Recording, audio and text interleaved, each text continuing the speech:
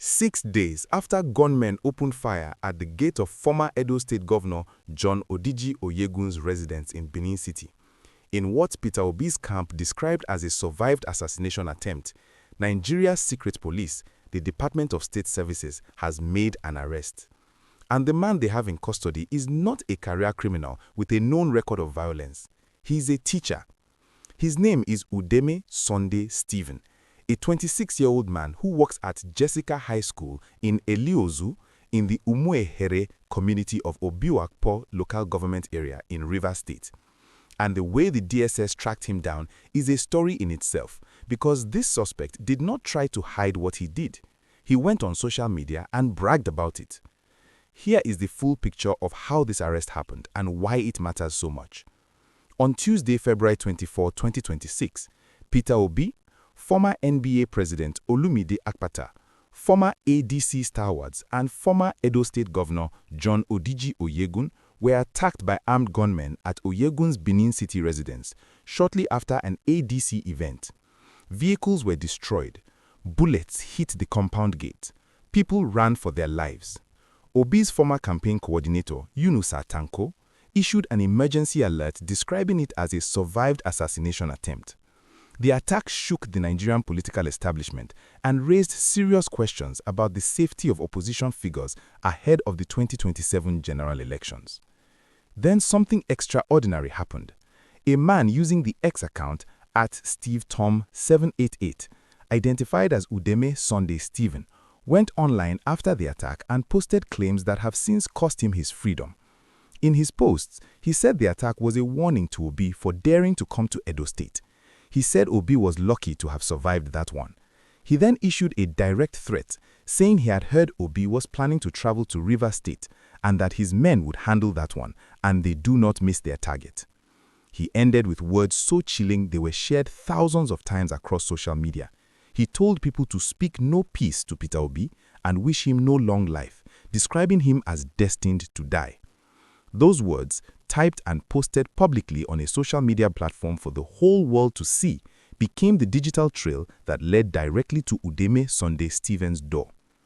Counterinsurgency and security expert Zagazola Makama, who has a track record of breaking security developments in Nigeria's northeast, confirmed the arrest on his X platform on Monday, March 2nd. He revealed that immediately after the threatening posts were noticed, DSS operatives launched a covert investigation, deploying forensic tools to trace the account, identify the user, establish his physical location, and apprehend him. The forensic trail led to Eliozu in Rivers State, to a secondary school, to a 26-year-old teacher. He is now in DSS custody and is expected to be arraigned in court. Preliminary forensic findings, according to sources, have linked him not just to the online threats, but potentially to the physical attack itself in Benin City. If this kind of breaking security and political story is exactly what you need to stay informed and ahead of the news, subscribe to this channel right now. Hit that notification bell and never miss a single development. Now, let us talk about the broader significance of this arrest, because it goes beyond one man being taken into custody. Peter Obi has not stayed silent since the attack on February 24. On Sunday, March 1st, just one day before this arrest was announced, he published a statement condemning what he described as the politics of zero humanity. He expressed deep alarm that public discourse in Nigeria has shifted from demanding solutions to the country's mounting insecurity crisis to obsessing over electoral strategies for 2027. He said Nigerian lives are being lost daily to bandits, insurgents, and kidnappers, and that the political class is focused entirely on positioning for the next election rather than fixing the ongoing human catastrophe.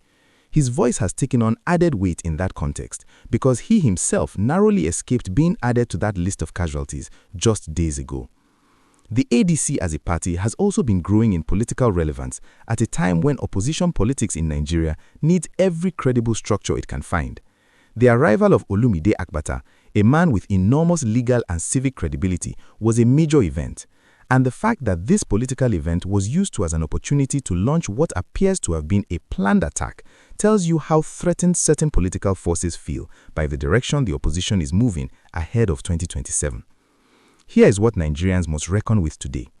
a teacher with access to social media and apparently to armed networks, was able to post public assassination threats against a former presidential candidate, claim involvement in a physical attack, and not expect immediate consequences.